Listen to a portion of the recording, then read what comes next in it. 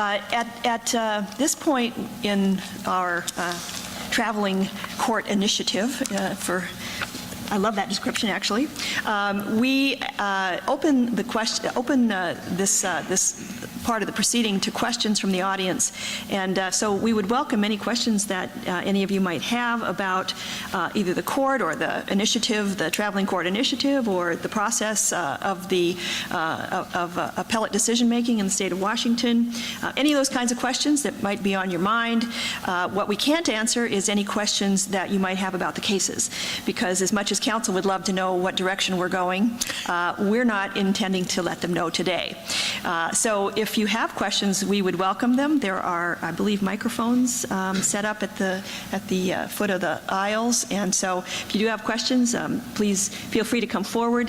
This is an opportunity for the justices to really interact with any of you or all of you who are interested in our court processes. And we do have a question. If you could start with your name and your question. My name is Betty Garrison. I have more of a comment than a question, but there is a question involved. My son was trying to build a home.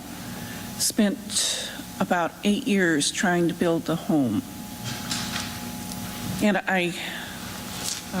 he was brought before your court, and before your court, his counsel was not allowed to comment or present her arguments. She was interrupted repeatedly, and it definitely in my view, affected the outcome of your decision. I have the greatest respect for the court, but I don't feel that we got a fair hearing during oral arguments. And well, I would love to have one of the justices address that. We can't certainly rehear your case. I'm sure you understand that whatever the decision was is a final decision. But I think you raise an important point, and that is that we do interrupt counsel with our questions, and we do take away from their oral argument time by asking those questions. But I think it's important for you and for everyone in the audience and those who are viewing us on television to understand the preparation that the court goes through before we hear the arguments. And so I'm not going to have you ask a second question at this point, at least, because I think you've really identified a concern that I'd like to pause and answer. So let me give the first opportunity to Justice Gordon MacLeod to just really talk about the process and particularly how it ends up on a day like today, an oral argument, a session of oral argument. Yeah, I feel highly qualified to answer this question because I'm the newest member of the court, and for 25 years before January 1st, I was arguing cases in front of this court and getting asked questions, and now I'm a member of the court and I have the opportunity to ask questions. And I understand that it can look as if the justices are picking on somebody or are interrupting when they're asking their questions. But I did it for 25 years, and I taught appellate advocacy at Seattle U Law School. And what I always told people was questions are gifts. The judges, the justices, whatever level you're at, they're telling you, I've read your briefs, I've read the background cases, I've done my preparation, here's my problem with your side, here's my problem with your side. That's a gift. If the justice hadn't said that, you wouldn't know what you needed to answer in order to try to get them to go their way. And when I was preparing for argument, I would always try to predict what was the toughest question I was going to be asked. And quite frankly, I hated it when I had a silent court, because then I didn't know what anybody was thinking, and I couldn't answer their questions. So I know it can look like you're getting picked on, but I think most advocates who are used to arguing in front of the court would tell you, oh man, tell me what you're thinking so I can answer it. If I can't answer it, that's the breaks, but my best opportunity is if you ask me the toughest questions possible. It's not really a presentation. We've read the written presentations. We've done our background research. We want the questions answered. So I apologize if in your experience it came off as impolite, but we are really trying with both sides to get down to the nitty-gritty. I would have one additional comment.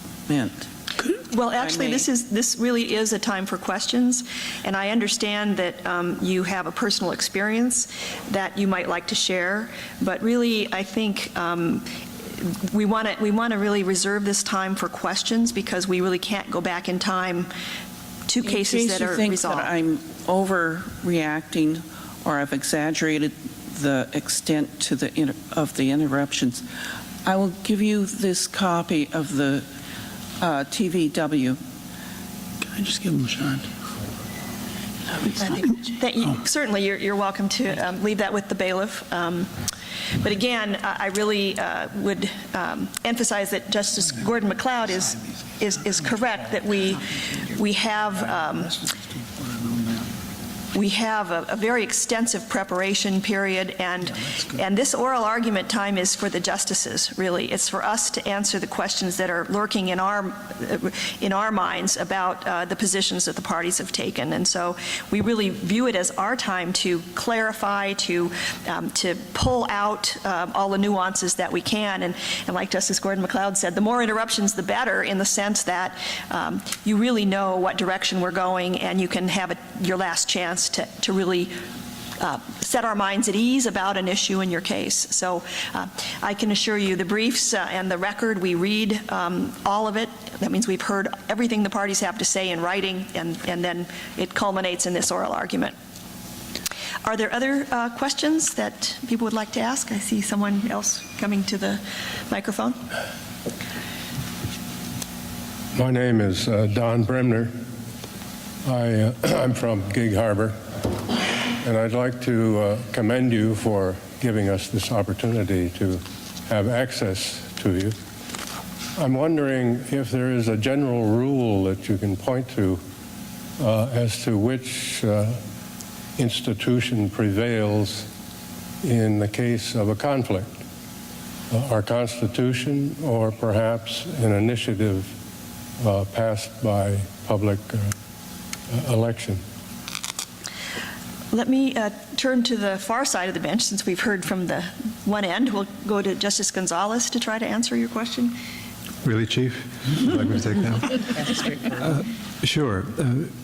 We often have competing interests, and part of our job is deciding in a given context which one prevails. And so the initiative may well prevail because it complied with the Constitution. So it's not a head-on conflict between an initiative and the Constitution. In fact, sometimes they work in harmony, and our job is to decide if that's occurred in a given case. So there isn't a bright-line rule about which one prevails, a Constitution or an initiative.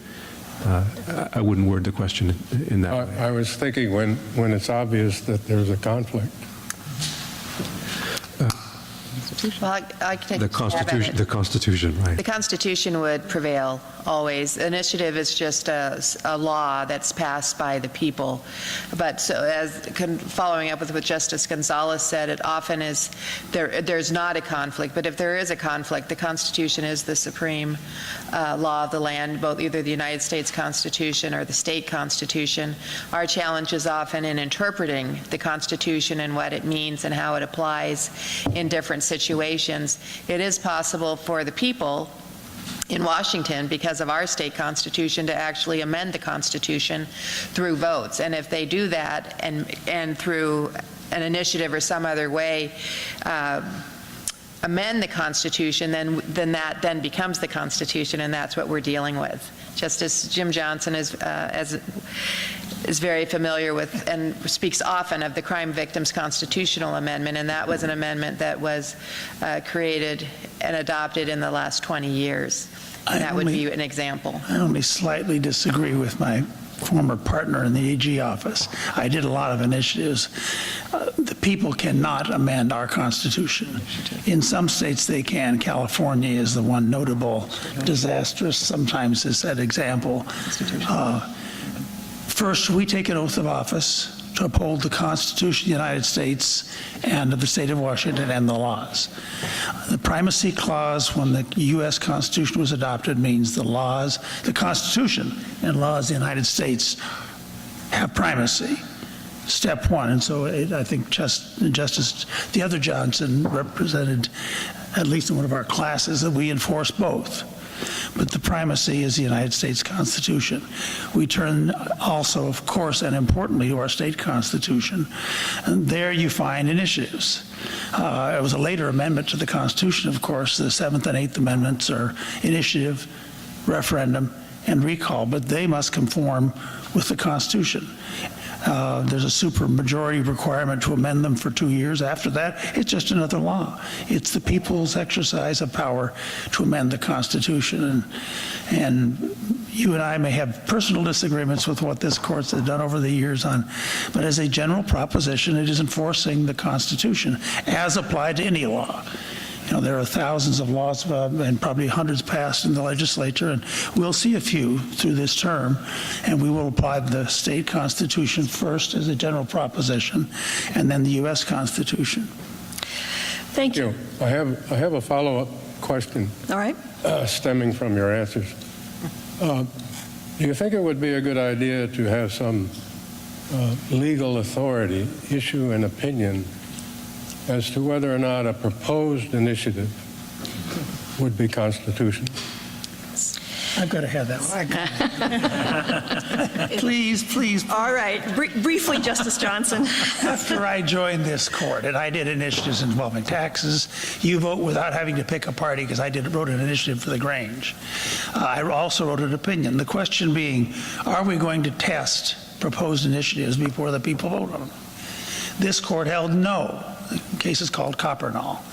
And there are several reasons that this wise court, under the authorship of yours truly, said one obvious thing is every year there are 2,500 some odd bills introduced in the legislature. Is someone going to run across the street and ask us to opine on the constitutionality of each and every one of those? It's an impossibility. It was never envisioned either in the original Constitution nor in the 7th and 8th Amendment. Secondly, at least I view, and I think a majority of the court signed this, in Article 1, we have a whole bunch of powers, you and I, as citizens of the state of Washington. You have a right to petition your government. You might even, it's not too much of a stretch to say initiatives initiatives are an exercise of a free speech right. So the court has held, no, we're not going to go out and look at, we have enough cases. Trust me on this. To answer the earlier lady's question, I was going to note, we get over 2,000 appeals of cases, and we can only hear a certain number.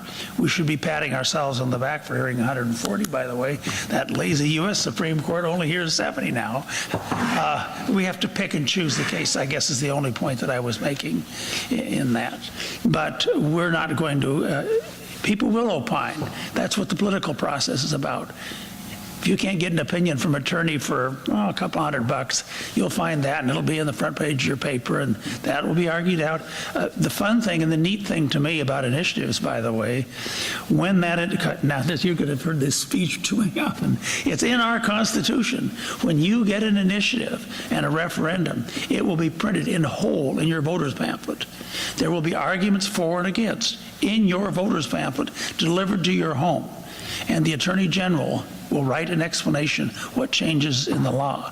So a voter in the state of Washington is quite educated without needing some other opinion. You can always give me a call if you want on issues, and I usually have an opinion, but it would probably not be a legal opinion, and I'd probably dodge your question anyway, because I would not like to disclose in advance how we might hold on a case.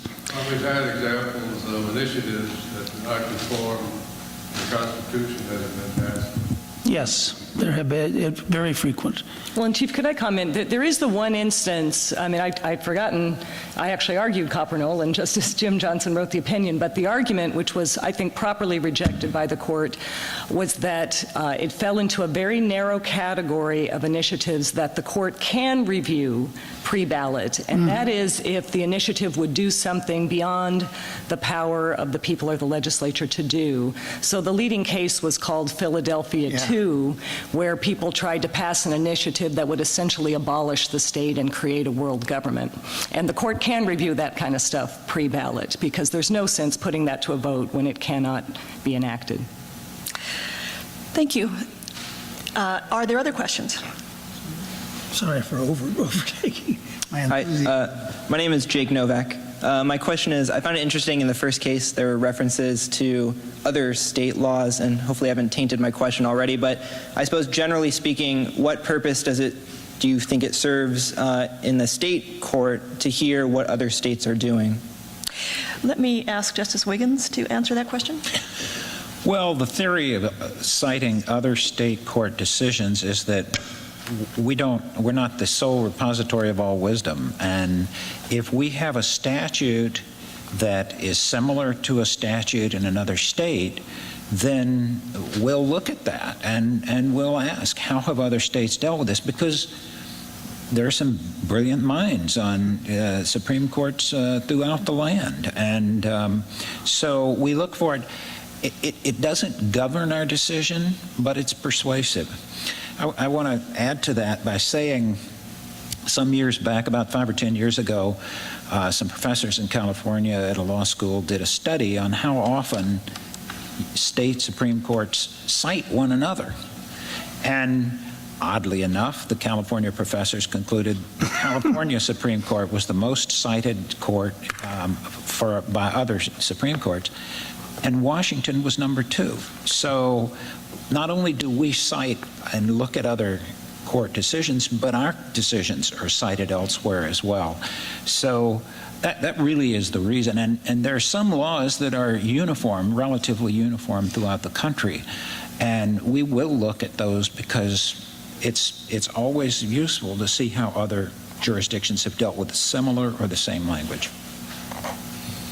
Thank you, Justice Wiggins. Are there other questions? Hello, thank you for coming. I was curious how the deliberation process works once you've heard arguments, and whether the justices discuss issues together, or if you just make your own opinions individually. Justice Johnson, would you like to take that? Well, since there are 9 of us, the process we've embraced is that before these cases come before us, we will have assigned them to an individual justice for a responsibility of putting together a bench memo for our colleagues, analyzing the arguments that are presented in the briefing, and pointing out the relevant cases and statutes, constitutional provisions, or area of the law that we're dealing in. And we'll take this bench memo, and it will operate as a foundation for a discussion we'll have as soon as we leave, with the justice who's been assigned that responsibility leading the discussion and ultimately making a recommendation after being questioned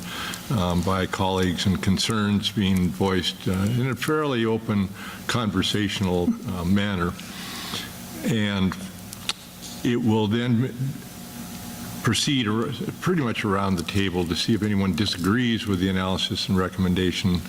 And ultimately, the chief is responsible for counting up who has the most votes for their recommended resolution of the issue. And that's how we assign our opinion writing responsibilities. I say the heavy lifting starts when you're assigned the opinion writing, because it's difficult. These cases, if we do our job correctly in selecting our cases, there are good arguments on either side. So there are close issues, and they impact other areas of the law. And there are a lot of concerns that go into not only resolving the instant case that you heard this morning, but other cases that are going to be not only bound by our decision, but might give rise to other questions depending on how we resolve it. But the heavy lifting and thinking and deliberation goes in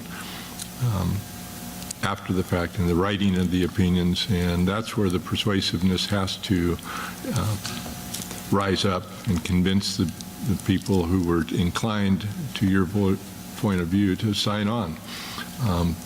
Nothing is finished in our court until everyone has agreed as to the issues and the competing views expressed in the written opinions, and then they're filed and subject to review by everyone, and pretty much bind every judge and every lawyer on that point of law in this state. Thank you, Justice Johnson. Are there other questions?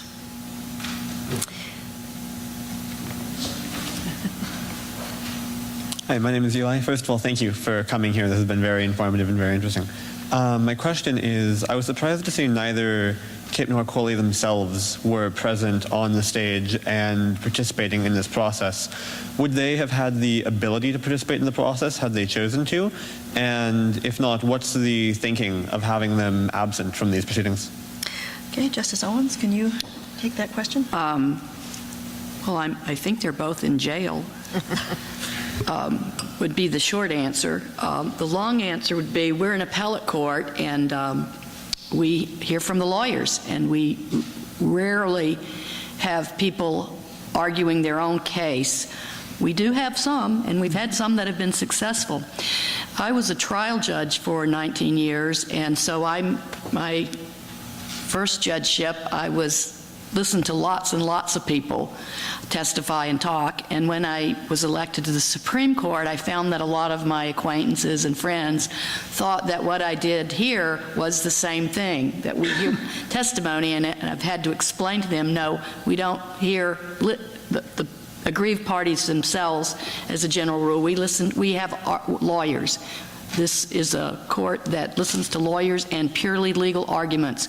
We accept the findings of fact from the judges in the trial courts as a general rule, unless they're completely out of whack. But we accept their because they have seen the witnesses and the people testifying. We accept the views and the findings of fact and conclusions of law of the judges in the trial courts. And I'll give great deference to that. And I think you might have heard a little bit about giving deference in one of the earlier cases. That's what we mean by that. Thank you, Justice Owens. I think we have time for one more question, and then we'll need to go back into our conference room and deliberate on the case. But go ahead and introduce yourself, if you will, and ask your question. Hi, my name is Liam. I'm a student here. First of all, thank you guys so much for coming. I think this is just a fantastic initiative to have in the first place. My question was concerning timely manner of opinions on cases, and correct me if my information is wrong here, but I'm pretty sure the Supreme Court, the National Supreme Court, is supposed to give opinions within a year of hearing cases. And I'm wondering if this court is satisfied with there being no obligation to give opinions on cases heard in a timely manner. That assumes an answer, I guess, that we're not timely. But I am going to... Well, there have been cases that have taken more than a year. That is true.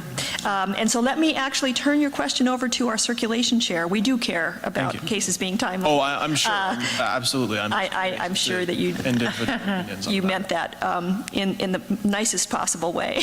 Absolutely. And we do care deeply about making sure that justice is not delayed. But we do have a different process than the U.S. Supreme Court. And I'm going to ask Justice Mary Fairhurst, who is our circulation chair, to talk a little bit about how we govern ourselves with regard to timeliness. Well, first I can assure you, Chief, I had lunch and was guided by Liam yesterday, and so I know he meant it with all due respect. But I think it's a very good question because, as you indicate, the United States Supreme Court issues all of its opinions from that year before they recess for the summer. And we do not, but partially that's because we have 3 terms of year, fall, winter, and spring. We're hearing cases Tuesdays and Thursdays of most weeks of the months that we hear cases. There are about 3 months we don't hear cases when we're writing our opinions and getting ready. We do have an internal aspirational guidelines as to when our majorities have to be in circulation, when dissents or concurrences have to be in circulation. The justices have so many days to act on those opinions that are in circulation, to either sign it, await someone else who is writing or indicate that they're writing. We have, as an outside, we every month sign something that says we have not acted, not out the door, but we ourselves have not acted on something for 6 months. If we ever were to go beyond that, we don't get paid. Monthly, if justices have not hit their aspirational timelines, they have to report to the other justices when they're going to get their work done. That's quite an incentive for justices to act or get their opinions into circulation. Any cases that are older than 180 days every month we discuss and see where they are in the status. So we take our responsibility really seriously. Right now we are working and looking at time standards and what's a reasonable amount of time so that we can hold ourselves even more accountable. We know the parties are waiting. We developed actually a process if we're 9-0, which a number of our cases we are not, because the cases we take are often very difficult because we're a discretionary court and don't have to hear all cases like the Court of Appeals does. But if it's 9-0, then we put it on what's called a fast track, and so the justices expedite their review, and the majority author has a shortened time in which to get their opinion into circulation. So it's something that we receive a report every week on all the cases where we are, and I am monitoring that, and they hear from me. And that monthly check-in is really a good motivation. So I can assure you the cases that we have for a very long time are usually because they are really hard cases, and because each justice has to act. We might leave today and have say we have a 5-4 case. Well, if someone in the majority decides that they believe the dissent is now correct, that case can flip. And so a new majority is issued and a new dissent, and again, someone who's in the majority might change their mind and it can flip again. I have seen double flips. I've almost seen a triple flip, but it did not happen. And so those are the cases. And then sometimes they're just really hard. People are really working, or there might be 5 or 6 opinions being written because the court is so, there's so many different perspectives or different justices wanting to speak to an issue in the case. But we don't take the whole summer off like the U.S. Supreme Court. We keep working, and we hear about 145 cases a year. About 2,000 cases want to be heard, and half of us, the chief reviews all those cases. The one side reviews half of them, the other side reviews half of them with the chief. And so we have a very heavy workload, and so, but we take very seriously our responsibility to the citizens of the state of Washington and all the people of the state of Washington to issue our opinions. So thanks for your question, Liam. Thank you very much. And I suppose the only thing I'd like to add is the difference in resources and the difference in caseload. We hear double the number of cases as the U.S. Supreme Court, and with half the amount of law clerk staff to assist us. So we would love to have more resources, and I think we would find that we would be perhaps more timely with additional resources. So thank you for your question. Thank you all for your questions. I would like to have you get the word out among your colleagues on campus that after the afternoon case, we'll similarly take questions, so they can be thinking what burning questions they would like to confront us with, and we would be happy to then take those up at the end of our afternoon calendar. We only have one case on our afternoon docket, so it'll be earlier in the afternoon. Again, thank you all so much for attending this hearing, council for being here, and we will be in recess until 1:30.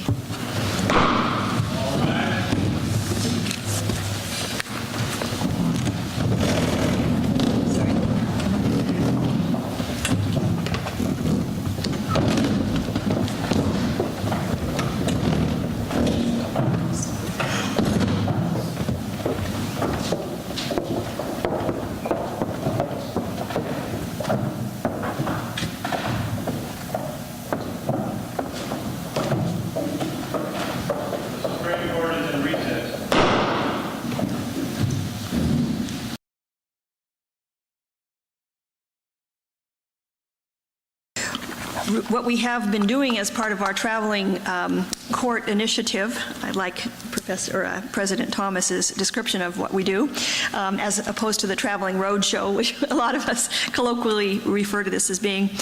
We do like to take questions from the audience, in particular because we are here today to make real what the justice system is about, particularly at the appellate level. And so we'd love to entertain your questions about the process or about the court's functions. We can't obviously answer questions about the case that you just heard because although both counsel would love to know what we're going to do with this case, we don't know yet either until we have a conference and take a vote and write an opinion. So we can't entertain questions about the case that you just heard, but we can entertain questions about what you just saw. Why did we do what we did, or what was our preparation that brought us here today to be able to hear these arguments? Those kinds of questions we'd be more than happy to answer. So if anyone has a question, we do have, I think, some microphones set up right at the foot of the aisle here. And I know that a lot of your students, you might be shy, but we would just love to hear from you.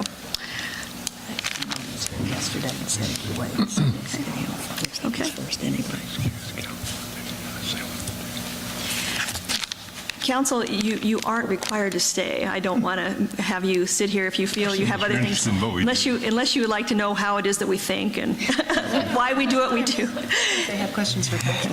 And there might be questions in the audience that refer to counsel. I'm not going to put you on the spot and have direct questions necessarily, but there might be something that the students would be interested in hearing from the counsel's perspective. So if the counsel could ask us questions. No. Counsels do not get to ask us questions. But you're welcome to stay or to go if your schedule requires you to be elsewhere. So, sir, would you like to start by telling us your name and then ask your question? My name is Paul Gebhardt, and I'm a graduate of this fine institution back from 2002. I want to thank you all for showing up today and for hearing my ridiculous comment at the end of the day yesterday and my return today to ask my actual question. All right. Over the past decades, devices such as dash cams and digital audio recorders have been used extensively by law enforcement officers. Similarly, during the same period, average citizens have begun to use these technologies in their day-to-day lives. The following two questions, actually, let me step back a second. Over the past several years, I've watched several YouTube videos where citizens decided to peacefully turn the tables, so to speak, by recording interactions with law enforcement officers. The following two questions are specifically directed towards Justice Gordon MacLeod. However, any of you may feel free to contribute to this discussion. Justice Gordon MacLeod. Yes. Do you feel that a citizen is more likely to be treated unfairly by law enforcement officers when they exercise their right to record law enforcement officers? Question number two. Do you consider this possibility, that possibility being the fact that a defendant may be treated unfairly if he or she exercises their right to record a law enforcement officer during an interaction? When you're reviewing cases, do you consider this possibility? Thank you very much. When we're reviewing cases, thank you, do I consider the possibility that an individual engaged in a certain type of conduct might be treated differently by law enforcement than an individual engaging in other types of conduct? Is that the question? What I'm asking essentially is if they take the liberty to exercise their right to record a law enforcement officer in the act of performing his duties, is it possible that they may be treated unfairly because they are recording a law enforcement officer doing their job? It's certainly possible, and it would absolutely depend on the facts of every case. In our role as an appellate court, a court reviewing what's been decided by the trial courts below, those type of facts about whether the person was being treated unfairly by law enforcement or maybe being treated unfairly for the wrong reason is something that would be in the hands of the trial judge to decide in the first instance. And typically when it comes up to us, if that factual decision had already been made, we would typically defer to it unless there was not substantial evidence on the record to support it. Our job wouldn't be to decide those facts. Our job would typically be to decide what legal consequence flows from those facts. If the officer treated the person unfairly, then what? Does that require suppression? Does that require reversal? If the officer didn't treat the person unfairly, then what? So I appreciate the question. Those are certainly facts that get argued out in many cases, but they don't get argued out on a factual level at the Supreme Court. I can appreciate that response very much. Thank you. You're welcome. Question on the right, Robert. The second question, I want to refer back to that. Do you consider, when you have a case where there's so many circumstances that just kind of don't make sense, do you consider... We've never had a case like that. I'm sure you haven't. But it's possible. But do you consider the chance where, in a case where a defendant has submitted recorded evidence in their defense, do you consider the fact that because they have gone to the length of recording an officer in the line of duty, that they may have been treated differently because they took that right to record that officer or exercise that right? Same question. My answer to that would probably be the same as what I said before. I'm not sure if anybody else wants to jump in on that. If anyone wants to. Otherwise, I think Justice Gordon McLeod's answer to your first question was probably the answer to your second. At least that was my take on what she replied, and I, in fact, think that's probably true. The fact-finding is done by the trial courts, and we just have to deal with the record. Whatever record was made below is how we deal with it.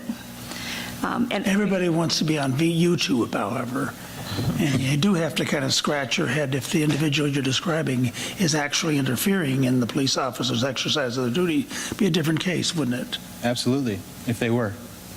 thank you. Thank you. I think we have another question over here. Hi, my name is Julia Owens. I'm a junior here. My question is more general than that, but how does the court or courts in general balance the rights of the suspected party against the ability for the DA or another party to prosecute? I.e., like not, like reducing the number of mistrials based on technicalities or something like that. Let me see. Well, since Justice Gordon McLeod at that end answered, I'm going to turn to Justice Gonzalez on the other end. He may need to ask for a little clarification, but I'll let Justice Gonzalez take it away. Well, I'd start with a general observation that sometimes we hear cases described in the media as so-and-so got off on a technicality. Yeah. Well, if you describe our fundamental rights under the Constitution as technicalities, that might be true, but I think maybe that's an argumentative description of it. We have those protections in place for important reasons, and we respect them. And sometimes that means that competing rights or interests are affected. Now, there are times when we have competing constitutional rights, and it depends very much on the case at hand, which one prevails under a given circumstance. And as Justice Jim Johnson will point out to you, victims have rights too under the amendment passed to our Constitution. And sometimes there are times when they conflict with other rights. And that's the very work that we do here, and it is case specific. I'm not sure if that's terribly satisfying, but I just wanted to say that technicalities really is a gloss that you're putting, I think, on the question in the first instance. And thank you. Did anyone else want to? I like the fact that we've got a lie detector that's been in our jurisprudence forever, and that's why you ought to serve on a jury. We ultimately put factual questions to the jury. As Justice Gonzalez has said, there's a structure to how the game, it shouldn't even be called a game. There's a structure to our justice system and protections but get on a jury and you'll see how it works. We have another question down here, sir. My name is Dexter Gordon. I'm a professor of rhetoric here at the... How are we doing? Oh, you're doing just fine. My question is, tell us, if you may, what are the rules that lead to gaining standing to argue before the court, is it possible or likely, and if it happens, how often has it happened, that there are pro se arguments or litigants in person before the court? I have a follow-up piece to that, which is what's your sense of what does it mean to democracy? The right to represent oneself. And whether that happens at this level. Justice Stevens, would you like to? Sure, I'd love to answer that. It's a good question. In this court, it is not common that individuals represent themselves, though it has occurred on several situations, even since I've been on the court. Under our state constitution, Article 1, Section 22, a criminal defendant has a right to self-representation that extends to the appellate phase. But the right to self-representation does not so a person can write his or her own briefs, self-represent fully, but the question of oral argument is somewhat different in that in the lower courts of appeals, not all cases are even afforded oral arguments. Some cases are just submitted on the briefs, and this court has discretion to restrict who can present oral argument or for how long the case can be decided. It's difficult, I think, sometimes for people to argue their own case. Well, let me say, first of all, it's always difficult for a person to argue her own case because she lacks any detachment from what happened. So sometimes I think there's a well-known saying that a person who represents herself has a fool for a lawyer. So there's that concern. But given that the issues in front of the Supreme Court are solely the legal issues, it's not often that people will take that opportunity, even when afforded to them. One thing this court does to accommodate self-represented individuals who are not able to appear at oral argument. In a few instances, in my experience, the court has allowed amicus, friend of the court, amicus curiae, to argue in behalf of the pro se person. I myself had the privilege of doing that 10 or 12 years ago. I was appointed to argue a workers' compensation claim on behalf of 2 life inmates who were injured in prison industries and were serving life sentences in Walla Walla, and were not going to be allowed to come to oral argument. And so the court has, I think just a couple terms ago, the court allowed amicus the opportunity to argue an issue on behalf of a self-represented person. Can I add one thing? Yeah. Oh, I'm sorry. Go ahead. I've often represented indigent criminal defendants who were in prison and who couldn't come to the argument. Even when we're not on the road, our arguments are always televised on TVW, and they're on the computer on tvw.org, and you can get tapes of them, and I would typically make these available to my clients who were incarcerated so that they could either see the tape or make arrangements with the prison to see it on TVW or get a computer in for the purpose of doing it. So even if they're not able to be here or chose not to argue for themselves but have a lawyer do it, there's pretty full access to what we're doing to everybody, including those who are incarcerated. I always chime in with a commercial for our state. Long before the United States Supreme Court had decided that a criminal defendant was entitled to defense attorney at the cost of the state, this state decided that the state would bear the cost of criminal defendants. So that has diminished the pressure on defendants. There are reasons, I don't know, I can see who's back there, the rhetoricians. Some people argue you can make a better case in front of a jury yourself, but I think the diminishment in that happening is also a cause, because you basically if you're indigent, you get a free attorney. Thank you. Are there any other questions? Yes, we have another question over there. Hello, my name is Jinshil Yi, and I'm currently a student at this university. I just want to thank you so much for coming out here, and especially for this time, question and answer. We really, really appreciate it. One thing that I noticed when you were doing oral argumentation was that you're referring to a lot of previous case law and just various ones, and talking about whether they're applicable, to what extent they're applicable. And I just was struck by this kind of whimsical question, which is, how much do you are you able to stay in communication about what case law is going to be brought up? Because while I'm sure that you have wonderful experience and lots of knowledge, just mountains of it, you know, remembering every detail of every case is impossible. So to what extent does, for instance, counsel talk with the prosecutor or let the court know what cases will be discussed kind of at length? I'm sure that a preliminary reading of case law will immediately illuminate which cases are most relevant, but there are those in the corner cases that might come in handy. And so just interested, curious about that process. Thank you. Thank you. It was a really good question.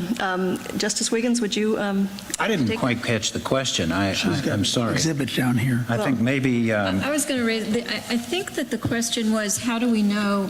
It seemed like we were throwing around a lot of cases. How did we know which cases we were going to throw around? And just by name, it seemed like we had them at our fingertips. So this is most of the briefing that we had on this case. So this is briefing from each of these parties. It's briefing that they also did at the lower court of appeals level. There's also a friend of the court brief in here from the State Patrol, I think. So we've got a clue of what they're talking about. Plus, we have exceptionally experienced counsel in this case. And it's a case where we can say, well, what about Chamel? What about Gant? And we're talking the same language. Thank you. Justice Ferris, did you want to add anything? Well, I was just going, that was the answer I was going to give. And also, we have, in preparation for oral argument, one of the justices has been assigned this case. And so that justice and his or her law clerks have worked up a memo that has gone to all the other justices. So we have both the commissioner's memo that was drafted when they sought review by our court and we granted it.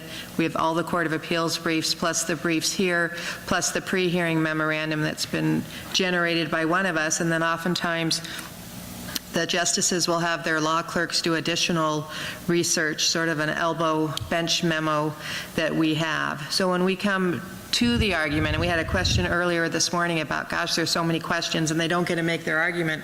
Well, we really know their argument unless it changes. Sometimes their argument changes between their briefs and when they get here, and then you can see us all trying to get on the same page, which happened today when an earlier case potentially because of concessions that were made by one of the parties. But we come in quite well prepared. Some of us are very good at remembering names. Some of us are better at remembering the facts. And if you tell us the facts, then we're on board. But to think that all we're getting is this 20 minutes per side would be really incorrect, because we've spent hours in preparation. We'll go back in conference for however much time it takes, and then we'll start working on the opinions and we'll spend more time with it then. So it's a very deliberative, thoughtful process. And some of these cases, especially search and seizure, there's been some changes both at the United States Supreme Court and in our decisions, and so we're dealing with this in quite a few cases these days, and so we're more familiar than in this area than we might be in some areas that we only see occasionally. We also have the benefit of the written opinion from the Court of Appeals, written by the participation of at least 3 judges there, so we've got that as well. Is it then a really rare occurrence, or does it ever happen that you'll just kind of be surprised by a case coming out of the blue? Yes. Never happens, right? On both sides. The court might have found cases that counsel didn't. And so sometimes it's a give and take, and sometimes there's a surprise on one side or the other. And I think, the practice of the appellate courts has changed quite a bit due to technology and the ability to do online searching and to, really not have to depend on going to the library and finding the right book that carries the right case. So we can surprise each other all day long. Well, and we issue opinions usually on Thursday, and I know today a couple of opinions went out, and I don't believe any impacted the case today, but sometimes they can, and oftentimes cases will come out and then the parties will file statements of additional authority. So sometimes even coming right into oral argument, there are things happening that potentially impact the case that they're apprising us of. Thank you very much. Thank you for the question. Are there other questions? I have a young man over here. Hi, my name is Bobby Hosmer. I am a junior at this fine institution, and she actually asked my first question, which is awesome because now I get to ask the second one. Yesterday, I had the pleasure of sitting with Justice Johnson in my history class, and if I hadn't known any better, I would have just assumed that he was probably a historian like Gordon Wood, and so he had just impressed me with so many.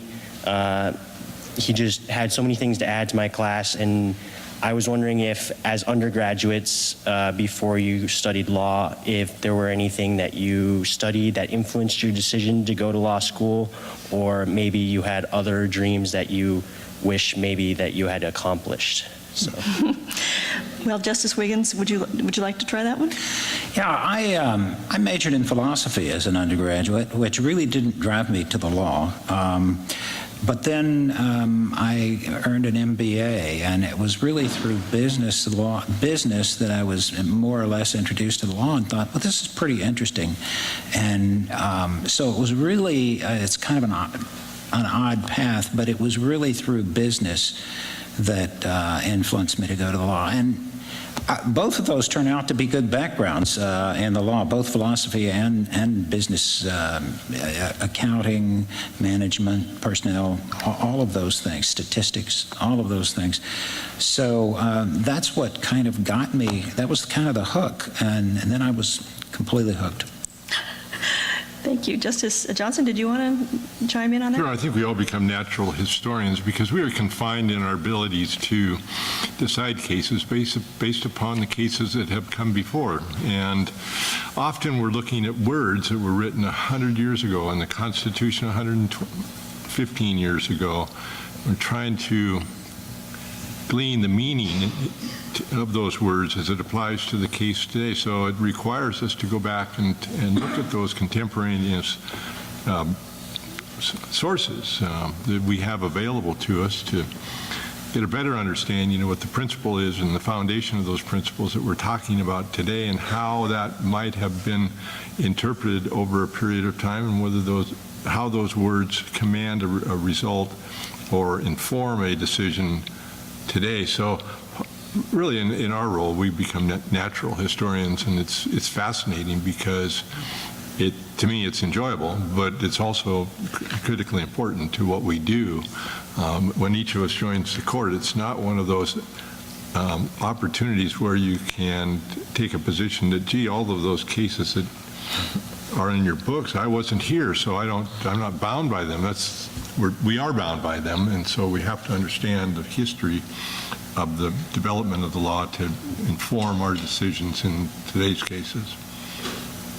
I think we all enjoy it. I mean, Justice Wiggins dresses up as a costume, period costume of the judge of the Continental Territorial Supreme Court, and he enjoys it, I think. So I do enjoy it. Well, thank you. Anyone else want to answer what they wanted to be when they grew up? Well, I was an East Asian Studies major, so it's a unique major, I think, on the bench, but most of us have a background different from each other, and I think that adds to the strength of our discussions. Well, I knew I wanted to be an attorney when I was about 12 years old, and my first week of college, I told my college roommate I wanted to be a Supreme Court justice, a state Supreme Court justice. I never remembered ever making that remark until after my election to this court when she reminded me of that. Okay, well, thank you. Thank you for your question. Thank you. Last question. Okay, let's have this be our last question. Go ahead. My name is Quentin Morris, and I'm also a student here. And my question concerns the deliberation process, and if you reach your decision based on the arguments. Could you speak up a little bit?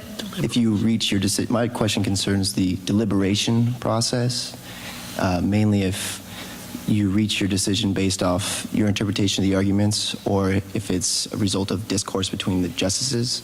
And if it's the latter, could you describe the dynamics that you guys have with one another? Well, anybody could answer that, but I think I'll ask Justice Owens. Well, our conference room is like Vegas. What happens in there stays in there. But I think I can outline a little bit. We've all done our own preparation, and probably some of us have our minds made up, or some of us have our minds leaning one way or the other. We may have talked about this amongst ourselves. Some of us carpooled here. I know we've had some conversation in cars about it. But basically, the case isn't decided until we go back into the conference room. One of us has been assigned to take the lead on the case and has prepared a pre-hearing memorandum, and we will report on that case first. And then the Chief Justice will ask if there's any questions of the reporting justice, and there'll be a discussion back and forth. At some point, she'll ask if there is an opposing view, and if anyone has an opposing view, he or she will speak up, and we'll go through the process again. And at some point, we're pretty generous about we talk about things as long as I think we need to, or as long as the Chief Justice thinks our conversation has been productive. At some point, she'll say it's time to vote, and we vote, and whoever gets 5 votes gets assigned to write the majority opinion. That said, then we have aspirational timelines to get the opinions into circulation, which means we all get to read them. And at any point in the process, you can change your mind. And sometimes we call the case, if the result changes, we call it flipping. The case flips and it gets reassigned to another justice. So it's a long contemplative process. It's sort of designed to be slow because, as Justice Charles Johnson just described, some of these cases are going to be on the books for a long, long time, and we want to make sure they're right and they're practical and they achieve the ends of justice. And so we do want to get things out efficiently, but we don't want quality to suffer because of a rush to efficiency. And that really is the point of having 9, so that we can influence one another's thinking. And so that's really what goes on in the conference room and beyond. Memos back and forth, in one-on-one conversations. We're just trying to get to the right answer. And not that law is as a science, because, depending on circumstances, there's no right answer sometimes. There's a better answer. But really, that's the collegial process, is you benefit from the 9 minds and experiences that you bring to bear on the issues. So we take that very seriously, and we will be closeted here shortly for as long as it takes. So thank you very much for your questions. We'll have to be in adjournment now, but we really appreciate your attendance and your attention.